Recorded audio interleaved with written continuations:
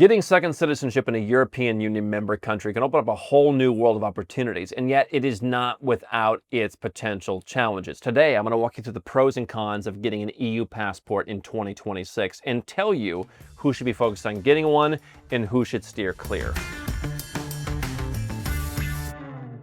This is a big debate among our clients here at Nomad Capitalist. We have some folks who come and say, I would never want to be associated with the crumbling European Union. I'm going to stay far away. Give me Caribbean citizenship by investment. Give me African citizenship by investment. Give me anywhere else but Europe. And then we have clients who come and say, I'd like the ability to live in Europe, even if just for part of the year. I want my kids to have that chance. And hey, being European, that to me is more of a badge of honor than a problem. I'm somewhere in the middle. I've worked towards citizenship through a golden visa program, and I would gladly claim that EU passport when the time comes. I've talked about that in the past. But I do that in the context of having multiple passports and being highly diversified all around the world. But if you're American, Canadian, Australian, Mexican, or from anywhere else in the world and you're looking at getting a European passport, here are the pros and cons. Now, here's what you want to understand. There is no European Union passport per se. You could get, quote unquote, the worst European Union member state passport and live anywhere. And so we've had clients, why would I want a Bulgarian or a Slovak or a Polish passport? I don't want to live there.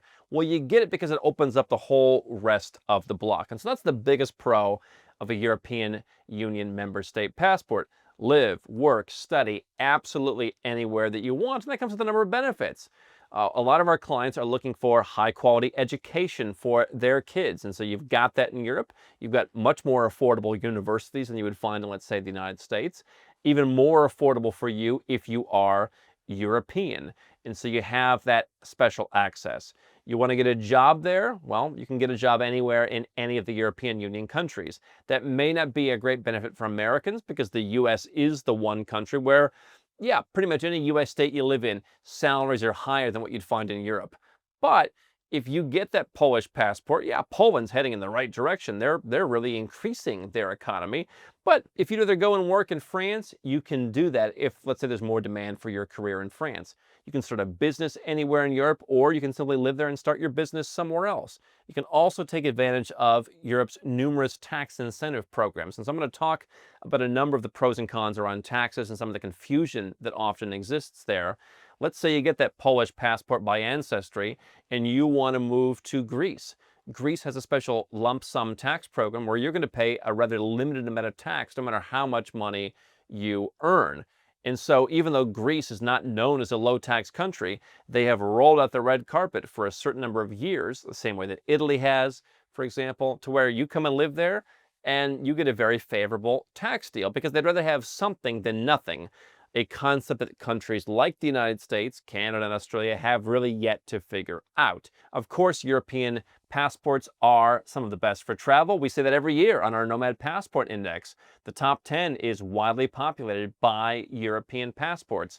And I think this is particularly important because while being US and getting an EU passport isn't full diversification, it is in some ways a step in the right direction. What you're also getting is, let's say you are American, and one day you don't want to be American because you don't want to deal with the taxes no matter where you live. You don't want to deal with that geopolitical baggage. You don't want to deal with the fact that as an American, it's harder for you to get a bank or brokerage account or invest in certain things, and that your business is subject to more restrictions. Maybe one day you don't want to be an American. You can always give up that US passport, and if you're Italian, that's largely a push. And if you don't really care about living in the United States, it's actually an upgrade. I think other Western countries could model the United States with things like extraterritorial taxation. Canada's talked about it. The UK is starting to talk about wealth taxes. Indeed, France has talked about it, and I'll come back to that in a moment. But I think the travel overall as a European will be better than the US or other Five Eyes nations in the future. Now, let's talk about the cons. Taxes in Europe are high. Now, again, I told you on the pro side, there's a lot of countries that have opened up and said, hey, if you haven't lived here before, please come on in. 10, 15 years, we'll charge you a very low rate of tax, or we'll exempt your foreign income, or we'll do something to where you could pay a lower rate of tax in many European countries than you would as an entrepreneur living in Dubai with their 9% tax. However, of course, if you choose to live in a high tax country, you're going to pay higher taxes. And my point on France is you want to be careful which European passport you get. France has talked and we've been telling you for over a year now, about imposing some form of extraterritorial taxation. It wasn't that long ago that a lot of these European countries got rid of their wealth taxes. Didn't bring in that much money, it was hard to collect. Now they're talking about bringing it back in some cases. And so again, that's more, at least for now, going to be tied to where you live. And so I think the key thing to keep in mind when you're evaluating pros and cons is, where do I want to live if I get a European passport? You know, we've had clients where they get their Italian citizenship by Ancestry, and then they go and live in Malaysia.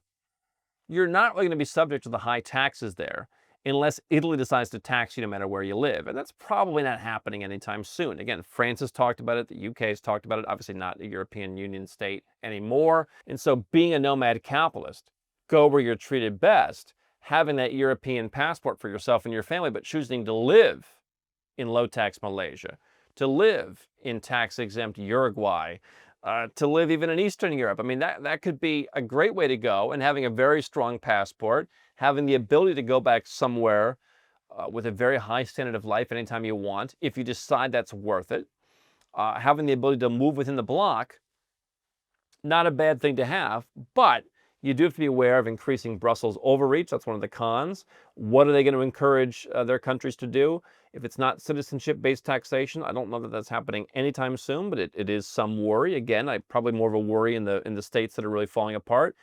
Geopolitical risk, I think, is less than the U.S., but there is some. I happen to love having, let's say, a Caribbean passport because they don't bother anybody. I like to have totally neutral countries in my passport portfolio. But if you have most European passports, is that going to make you a geopolitical risk? Probably not. I do think that we will see perhaps some banks in places like Singapore adding more countries to their naughty list. So I have a banker, for example, that says not only can we not take Americans in Singapore, but we can't take UK citizens. If France decides to be difficult, do they add countries like France to that list, where now you have fewer options to put your money? It's possible. Now, there's plenty of places to go and put your money. That's not a huge con, but it's something to be aware of.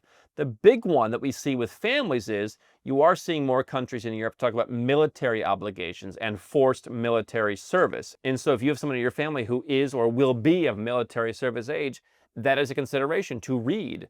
What are the conditions? If you're living in Malaysia, are they going to drag you back to the country? Not always, but I would argue that if you have kids of military age, it might be better to have some kind of base somewhere else to just, again, have that European passport. And so if you can get an extra passport, you know, in most cases, I would say you should get it. I mean, even we had one guy a number of years ago, he was eligible for French citizenship by Ancestry. That's not that common, but he got it. And sure, I would take that, knowing that I put so little money and effort into that, that if I ever had to renounce that citizenship because they started to tax me no matter where I live or make my life difficult, fine, no harm, no foul.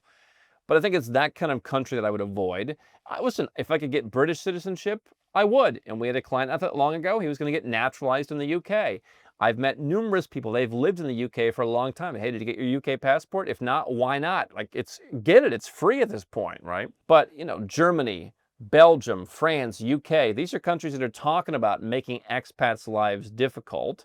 And so you want to be aware of that. You know, in countries like Poland, for example, they're used to having a diaspora. One of the largest Polish populations in the world is in Chicago. And so there's a culture of that. And I've told you for years, the culture matters. In part, I am the descendant of Lithuanians. And so you've got a small country in Lithuania. Now, could they do mandatory military service because of their proximity to Russia?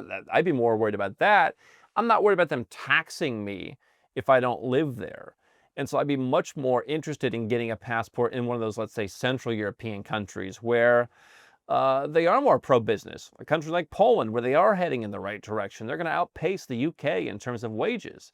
And so how would I go about getting a European citizenship if the pros outweigh the cons? Well, if you have citizenship by ancestry, claim that, because you just learned it doesn't matter if the country of your ancestry is the exact country in Europe you might want to live in, because it opens up all the doors to you no matter where in Europe it is. And so we help clients get citizenship by ancestry. They are closing the doors in some cases. Italy recently restricted who qualifies for their passport, but most European countries have some form of ancestry-based citizenship going back 1, 2, 3, or even more generations. So check your family tree. Golden visas, let's say Portugal. They are making some changes. It's going to be interesting to see what happens in Portugal. But a golden visa could lead to citizenship without having to fully move to that country. you could be able to spend a minimal amount of time there, pass a language test, and get that passport not in just a year, but you could do that over the course of 5, 6, 7 years. You could also move to a country. If you already speak English, look at Ireland, look at Cyprus. Cyprus has as fast as a 3-year program for certain professionals to become naturalized. Ireland is 5 years for everybody. Both have tax-friendly cultures. Obviously, very different weather in each of those. But those are 3 ways you can get a passport. Malta had what they called the MEIN. It was a donation-based route to citizenship. That has now ended. However, if you're making large investments in, let's say, hiring people or buying a factory or starting a serious business, there may be countries in Europe where they would be willing to give you citizenship in exchange for making those investments, depending on their priorities. And so those are the kinds of programs we're always looking out for. There's many different ways to get into Europe. You might not need the citizenship now. You might just want the golden visa and to get a cheaper citizenship somewhere else. What some clients want is they just say, give me citizenship in St. Lucia in the Caribbean, Sao Tome and Principe in Africa, and maybe get me an Eastern European or Asian citizenship with an investment. And then I'll just get a European golden visa and I'll decide 5 years from now whether I want to get their passport. But in the meantime, I have all the ability to live there whenever I want, but not the obligation. And so you don't even have to say, do I want Europe or do I not? It could be, to what level am I going to go in on Europe? For some folks, they want the passport now. But understand, if you don't have the ancestry, you're going to either live there or you're going to make an investment. And those investments may be larger than what you'd invest somewhere else, right? I mean, a golden visa in Portugal is going to cost you mid-6 figures for a residence permit that leads to citizenship, whereas you can go to the Caribbean and spend less than half that and get a passport now. Or you can spend 1/5 of that and go to one of the new African citizenship countries and get a passport. And so who benefits the most from having a European citizenship? Number one, global entrepreneurs who want access to Europe's markets and the special treatment of being a citizen, and who can afford to structure their residence smartly. So you're either resident in a tax-friendly place in Europe or somewhere else entirely. Number two, families seeking safety, stability, and elite education options. Number three, investors who want a great passport for reputation and mobility. We've had guys who are co-founders of 9- and 10-figure companies that say, yeah, I need a European passport in my mix, especially those that were American and wanted to give it up. There's guys who run huge global companies that they don't want to be just St. Lucian. They want that very stable, respected brand passport at their level. And so Europe accomplishes that because it's more flexible than the US. And number four, remote operators who can base themselves anywhere in the world. Who European citizenship may not be as ideal for. Number one, if you're chasing ultra low taxes, again, you can still do that until they change the policies. We help Europeans move to tax-friendly countries all around the world, but long-term, ultra-low taxes may not be the game of the EU. Number two, if you want financial privacy, that's going to be harder in many ways as a European. And number three, if you want fast, low-regulation environments, again, you can go to those places as a European, but at its core, the European Union is more bureaucratic. Go to nomadcapitalist.com/apply. We help wealthy families put together their plan B, C, D, E, and F all around the world. And I think if you have enough layers of plans, Europe probably fits in there somewhere. I'll take an EU passport if you want to give it to me, because I have so many other residences and passports that I could then afford just to get rid of the EU passport if it didn't serve me anymore. I have a certain wealth profile that, hey, even if I spent some money 10 years from now, I would be able to get rid of it. These are all the questions you have to ask yourself.